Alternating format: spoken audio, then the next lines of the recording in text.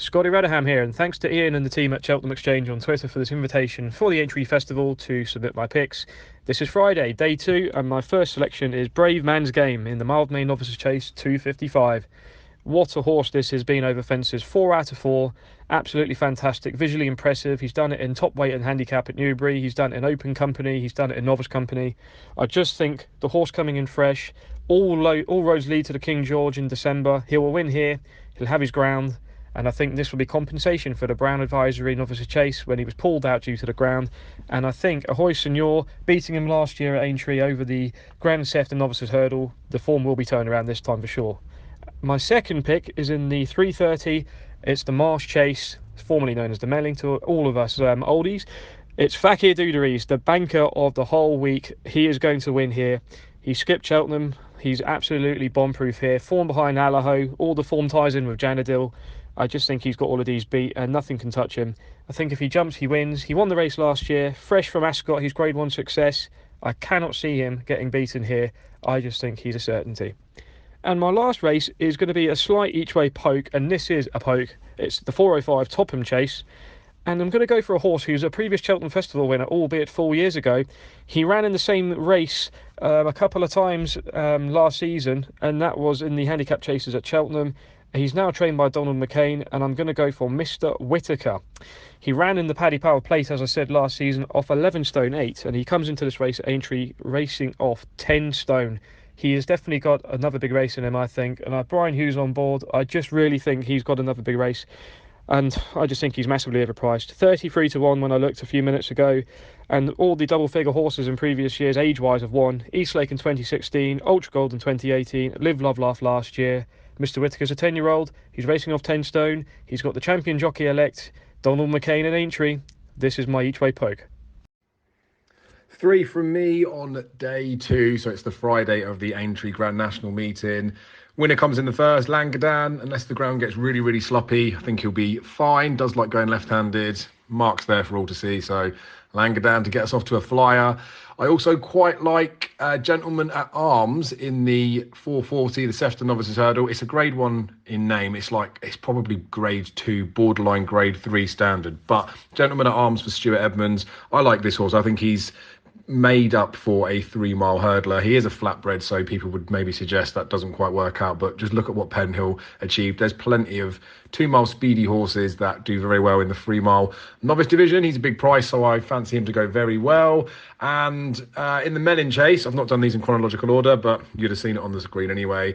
I'm taking a bit of a punt on St. Calvados. Now, he was well supported at Ascot the last day. Fakir Dudu didn't impress me. I did back him, but I mean, after time, isn't it? I just wasn't impressed with how he won. Whereas St. Calvados was really well supported. He did bleed, which obviously isn't ideal, but there's an excuse for it. He was close to Min in a Ryanair a couple of years ago. I think he's got that underlying ability. And again, it's a Grade 1 in name, not necessarily in nature. So I'm happy to take a punt on St. Calvados. So best of luck and see you again tomorrow, I guess. Hello, this is Alex here to give my selections for day 2 of the Aintree Festival for the Cheltenham Exchange. In the first race, my selection is Langadan. He was the talking horse before the Cheltenham Festival, before unfortunately being brought down early. A performance anywhere near to his second in the Martin Pipe last year would be more than good enough to win this. In the 225, I'm siding with Presse. I don't understand why he isn't odds on. Put on a really special performance at Cheltenham in the Brown Advisory, and I can see him winning this. And my third selection in the final race is Lively Citizen. Once again, he's bottom of the handicap, and Archie Bellamy also claims a very valuable £7. I think he'll put on a big performance and he'll at least hit the frame. Hi, this is John here from the Cheltenham Exchange with my selections for day 2 of the Aintree Festival. My first selection is a top-rated Fakir Duderie in the Melling Chase, who missed the Cheltenham Festival for this engagement, and I fully expect him to take the spoils in this Grade 1. He is fresh and ready to go in the famous JP McManus silks. My second selection is 5-star Getaway, who is carrying a feather in the Grade 3 Topham Handicap Chase. Trainer Christian Williams is in fine form, and at 14 to 1, this boy is a great each-way price. My final choice is Banbridge in the Sefton Novices Hurdle, who has only been put up £6 for his win in the Martin Pipe at the Cheltenham Festival, and I feel he can follow up with his step up to 3 miles where he is unexposed. Good luck everyone with your bets. Lauren here again with a few selections for day 2 at Aintree. Things we've learnt from day 1 are that Cheltenham form isn't too much to worry about. Epatante was outstanding and Cat Tiger finished second today, having run in a tough race a few weeks ago, so that means we don't have to strictly avoid Cheltenham horses. With that in mind, my first selection is Presse, who was nothing short of outstanding at Cheltenham. Nothing would have beaten him. Brave Man's Game wasn't there to oppose that day and will be primed for this race. But the fact Lom is running here means Venetia is happy with how he's come out of that. I mean, it wasn't exactly competitive. Charlie Deutsch is having the season of his life, and this horse is a serious jumper who does go on all grounds despite Venetia's normally needing some cut. So he's my selection in that race. Selection 2 is a real favourite of mine and one I will back until the end of his career. It's Fakir Du Dairy. Put simply, I do just think he is better than his opposition. He runs consistently well in good quality races, and every so often he pops up and wins a big one. He's in good form this year with 2 wins, a second to Allaho, and he was 4th in the John Durkan. He won this last year, and I don't see any reason why he won't go and do that again. But just in case you do need a really solid reason to select him, he's Irish. Say no more. My final selection for day 2 is a bit sentimental, but certainly not without a chance. It's a horse called Skytastic, who has a special place in my heart. A friend of mine who I met through racing is no longer with us, and he told me about this horse last year with such passion and enthusiasm, I thought I should look him up. He served me well this year and doesn't know how to lose. The step-up in trip is a bit of an unknown, but there's no reason to say he won't get it, and I'll certainly be cheering him home. Good luck all.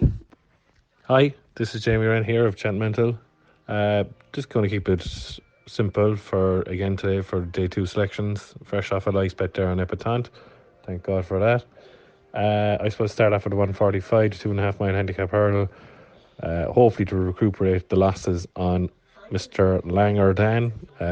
I suppose has won since the Imperial Cup, off 137, ran at Taunton in preparation for the Martin Pipe, dropped £3. Still think it's well handicapped on 137. Highway 102 is in the race, plenty of pace on. Hopefully Langerdan will come home at 3-1. Next bet for me would be in the 220, the top novices hurdle. I'm going to take on Jonbon here. I think he could have had a hard race in the Supreme. Obviously, he has the best form in the race.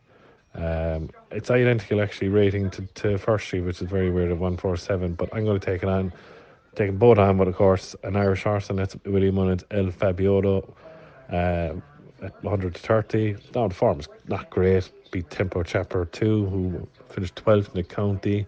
Surprise packages in the race, and First Street finished ahead of him, but won by 13 lengths. They think this horse was good enough to run in the Supreme, so it'll be El Fabiolo in the 220. And finally, in the 255, I suppose I could have pie in my face after this. Brave Man's Game never ran at Cheltenham. You can see that I had hard races at Cheltenham. They're identically rated to Presse, is 164 each, but I just still think Presse is just a better horse. Gains, it's just a better horse, and they have a better kick at the end.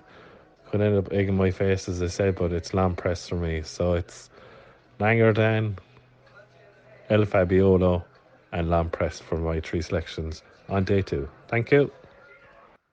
Hi, this is Mark from Cheltenham Chart. I have 2 each way bets for Aintree day 2 and 1 win bet. The 2 each way bets in the 405.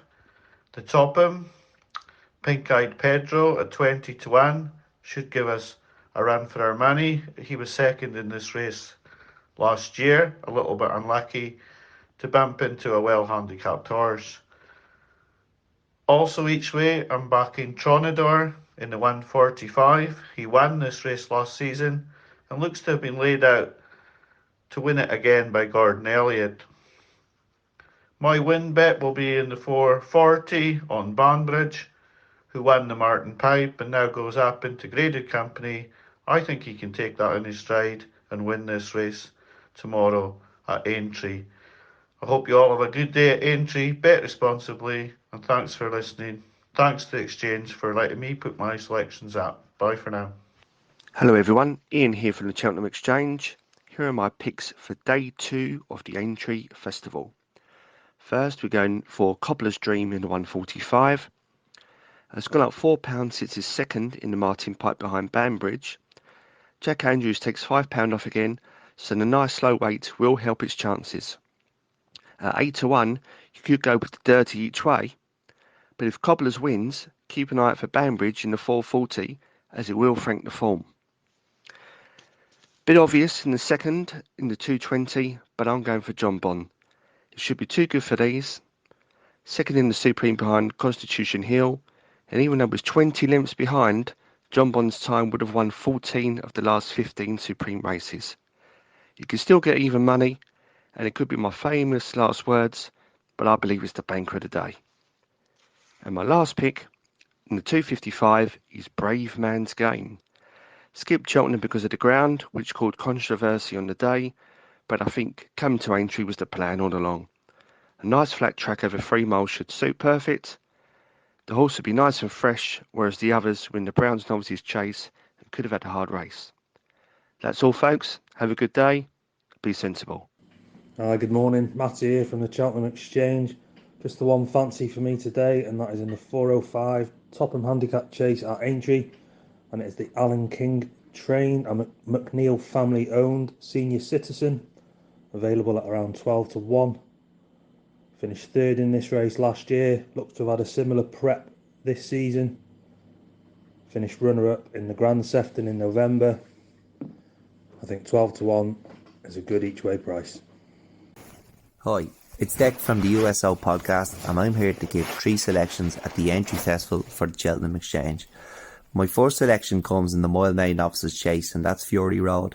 He's been placed in a Dridmore and was a Grade 1 winner at Christmas when stepped up to 3 miles, and with only 4 horses turning up here, 14-1 is way too big to ignore for a horse of his class.